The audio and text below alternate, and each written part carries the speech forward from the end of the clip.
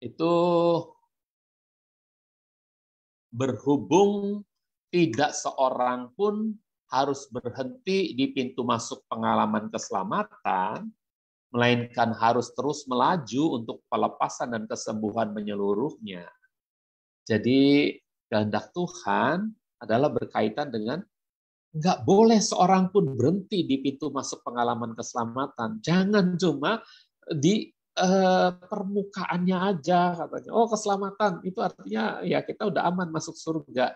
Bukan itu saja, saudara. Ya, bukan cuma di situ saja.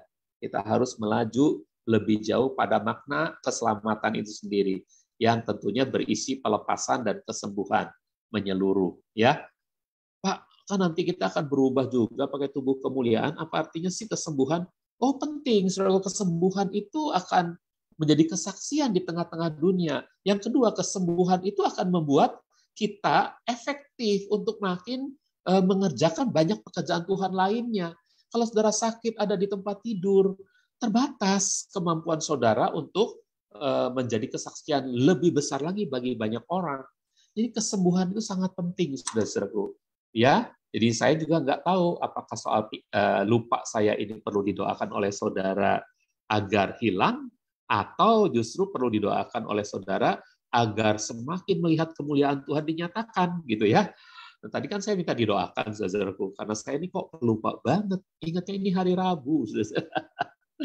Jadi itu perlu kesembuhan juga. Tapi apakah itu adalah bagi kemuliaan Tuhan atau maksudnya Tuhan bisa pakai itu bagi kemuliaannya? Makin saya lemah, makin saya tidak berdaya, ternyata Tuhan menyatakan kemuliaannya lebih lagi. Atau justru ketika saya benar-benar nggak pikun, maka segalanya dapat saya lakukan dengan sebaik-baiknya, semakin efektif pelayanan saya gitu ya.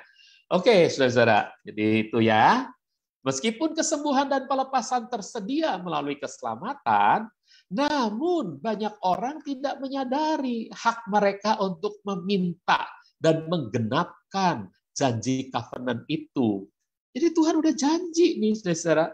Tinggal kita coba minta, kita coba cari, kita coba ketuk pintu, saudaraku, ya.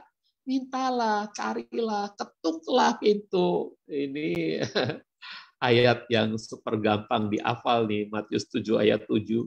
Mintalah dan itu akan diberikan kepadamu. Carilah dan kamu akan mendapatkan. Ketuklah, pintu akan dibukakan bagimu. Amin, saudara. Ya, ternyata nanti yang dikutip bukan ayat ini, saudaraku, karena ada selengkap kisahnya, yaitu dalam Lukas. Dalam Injil Lukas. Ayatnya sama. Sebelum itu, yuk kita maju dulu ke Yohanes 16 ayat 24. Yohanes 16 ayat 24 menunjukkan bahwa orang percaya, saudara, ya, itu dapat mencari dan meminta. Sebab sebenarnya yang disediakan bagi mereka lebih banyak daripada apa yang telah mereka terima pada saat keselamatan. Jadi ini yang disebut berkat Tuhan, privilege dari Tuhan. Ternyata privilege dari Tuhan itu, ya berkat di alam surgawi itu banyak banget. Itu kita pewarisnya, ya. Kita pewarisnya. Kapan warisan itu kita terima? Ketika sang pemberi warisan sudah wafat. Kapan dia wafat? Dia pernah wafat 2000 tahun yang lalu bagi kita. Dia sendiri yang mengatakannya. Ketika sudah wafat, maka segala warisan itu diberikan kepada kita. Maka saudara-saudaraku, kita ini mewarisi. Tinggal apakah kita tahu memanfaatkannya atau tidak, saudaraku. Ini yang jadi persoalan, saudara. Jadi inilah aktivitas awal yang diperlukan, yaitu kita meminta, kita mencari, kita mengetuk pintu. Jika Elohim mengampuni dosa-dosa kita karena pertobatan kita, maka dia juga mampu membawa pelepasan total dan atau pemulihan mental, fisik melalui doa. Nah, prinsip ini ditegaskan dalam Lukas 11 ayat 9 sampai ayat 13. Yang kita baca ayat-ayat ini ya saudara, ini sama seperti yang tadi, Matius 7 ayat 7. Aku berkata kepadamu, mintalah, maka akan diberikan kepadamu. Carilah, maka kamu akan mendapatkan. Ketuklah, maka pintu pintu akan dibukakan bagimu. Ayat yang ke-10, sebab setiap orang yang meminta, ia menerima, yang mencari, ia mendapatkan, dan yang mengetuk, pintu akan dibukakan baginya. Bukan cuma ayat 9 mengatakan, dipertegas dengan ayat yang ke-10, kalau kita minta, kita akan menerima. Kalau kita mencari, kita akan mendapatkan. Dan kalau kita mengetuk pintu, pintu akan dibukakan bagi kita, saudara-saudara. Coba bayangkan, saudara-saudara. Ini kan luar biasa, saudara-saudara. Ini yang nggak pernah kita ingat bahwa privilege yang tersedia bagi kita itu ternyata sangat luar biasa, saudara-saudara. Sangat luar biasa. Nah, karena itu, saudara-saudara, maka sebentar, saya sedang cari-cari sesuatu. Oke, nggak usah lah ya. Ayat 12, ayat 11 dulu. Ayat 11 dan 12 nih jadi satu. Ayah manakah di antara kamu jika anaknya meminta roti, ia memberinya batu, atau jika anaknya meminta ikan, ia memberinya ular sebagai ganti ikan, atau jika anaknya meminta telur, ia memberinya kalajengking? Ayat 13 terakhir.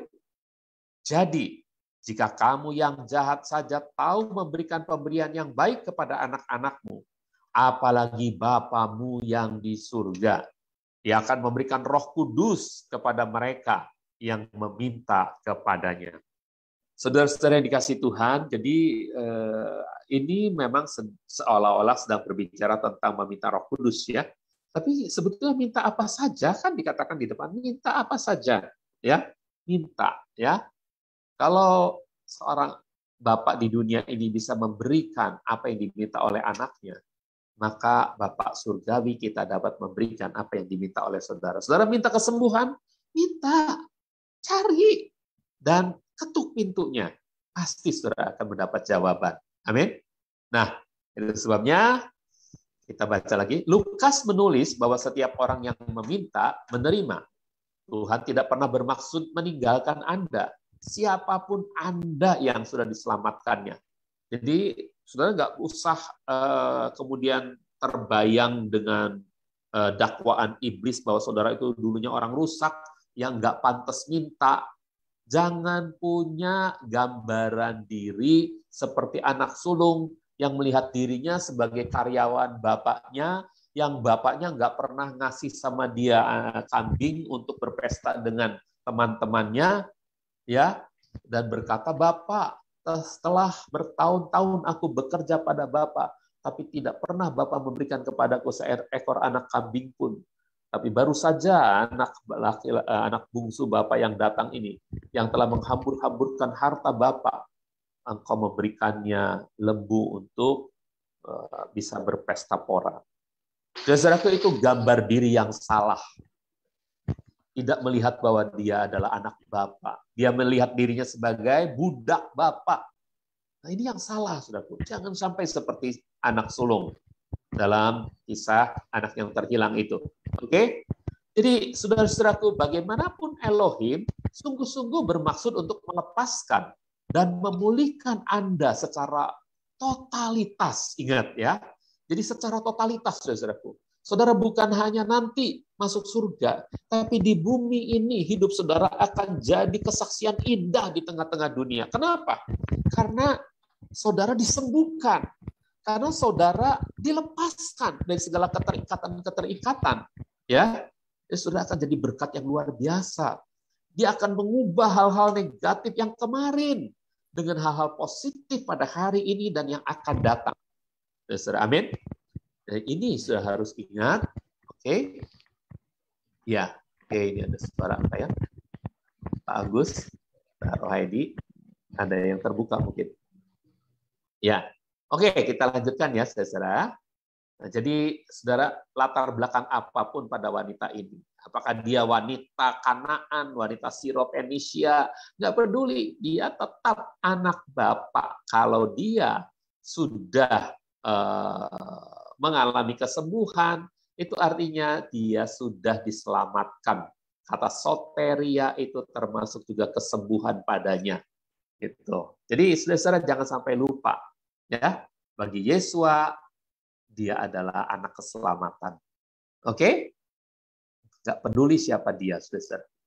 Jangan saudara pernah melihat gambar diri saudara sebagai orang yang rusak. Ya, kalau berkata saya sekarang baru, dulu memang saya rusak, itu nggak kenapa-napa. Tapi kalau saudara bilang saya rusak terus sampai sekarang, nah ini yang nggak boleh terjadi. Dan saudara akan marah sama Tuhan, katakan katanya Bapak, tapi nggak pernah memperbaiki hidup saya. Siapa bilang? Dia memperbaiki saudara. Saudara saja yang tidak menggunakan hasil perbaikan itu dengan benar, saudara-saudaraku. Ya, jadi jangan lupa, saudara-saudaraku, ya, ikan itu ya habitatnya di air. Jadi saudara harus kalau berasal dari sesuatu habitat yang tentu yang baik itu harus kembali ke habitat itu. Ya, jangan ada di luar dari habitat itu. Sebagai anak-anak surgawi, anak-anak Bapa surgawi, saudara harus kembali kepada panggilan sebagai anak-anak Bapa surgawi. Jangan hidup di luarnya. Saudara akan mati nanti. Oke? Baik, saudara. Jadi Filipi 4 ayat 6 sampai 9 mengatakan, janganlah khawatir terhadap apapun juga, sebaliknya dalam segala hal, biarlah permintaanmu diketahui oleh Elohim melalui doa, permohonan, disertai ucapan syukur. Kiranya damai sejahtera Elohim yang melampaui segala pengertian akan menjaga hati dan pikiranmu dalam Hamasya. Ini habitat kita. Hidup dalam kebersyukuran, hidup dalam pujian kepada Tuhan. Ya, karena damai sejahtera Elohim sudah memenuhi hati dan pikiran kita. Ayat 8, pada akhirnya saudara, apa saja yang benar, yang mulia, yang adil, yang suci, yang menyenangkan, yang patut dipuji, jika itu mengandung kebajikan dan pujian, pikirkanlah semuanya itu. Ayat 9, lakukanlah apa saja yang telah kamu pelajari, kamu terima, kamu dengar, dan kamu lihat dariku, maka Elohim damai sejahtera akan selalu menyertai kamu. Jadi, saudaraku, para pemercaya di Filipi itu didorong oleh Tuhan Yesus untuk mempersilahkan Roh Kudus melakukan karya penyempurnaan dalam hidup mereka. Ya, instruksi yang sama dikenakan pula kepada semua pemercaya lahir baru masa kini. Saudara dan saya termasuk. Inilah yang menjadi perkenan Elohim ya. Ini yang diperkenan Elohim untuk menjaga kesadaran Anda. Dia ingin memproteksi Anda dari hal-hal yang bisa menghancurkan hati Anda. Dia ingin mengubah mindset Anda dan membarui pikiran Anda. Nah, saudara, ini nanti saya perbarui ya, katanya ada yang kurang baik. Oke. Nah, saudara, jadi kita tahu bahwa apa tujuan Elohim, yaitu supaya kita, para pemercaya lahir baru, ya, mempersilahkan Roh Kudus melakukan karya penyempurnaannya. Dengan jalan apa? Kita semakin memikirkan perkara yang di atas. Kita membiarkan supaya Roh Tuhan itu bekerja di dalam kita. Nah, ini Rasul Paulus di penjara Filipi, dia menulis pesan ini kepada jemaat Filipi. Waktu itu dia ada di penjara, tetapi sikap hidupnya adalah sikap hidup yang penuh pujian. Itu adalah habitatnya sebagai anak Bapak Surgawi. Hidup dalam pujian dan penyembahan kepada Tuhan. Kitab Filipi mengandung kata-kata pujian yang sangat banyak sekali, saudaraku, kepada Tuhan. Ya, jadi kata apa ya? Saya lupa kata apa sih ya? Kata aku bersyukur atau apa ya? Pokoknya di kitab Filipi itu sukacita, ya, kata sukacita itu banyak sekali. Aku bersukacita. Padahal dia ada di penjara, saudaraku, tapi dia mengatakan kata sukacita itu berulang-ulang kali. Bayangkan orang di penjara bisa menasehati orang-orang yang di luar penjara untuk bersukacita. Bersukacitalah kamu. Sekali lagi aku katakan, bersukacitalah kamu. Bagaimana mungkin, saudaraku? Dia dalam penjara. Nah, saudaraku, coba, bisakah kita hidup seperti itu? Oke, berikutnya adalah dengarkan dan lakukan firman Tuhan. Maaf, saya minum sebentar. Dengarkan dan lakukan firman Tuhan.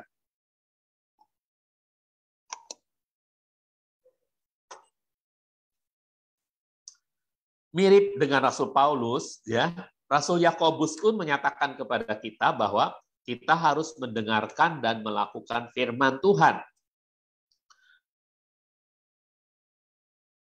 Dewasa biasa yang bukan pemercaya dengan orang dewasa yang Elohim inginkan terjadi pada kita, dengan kedewasaan yang Elohim inginkan terjadi pada kita, ya.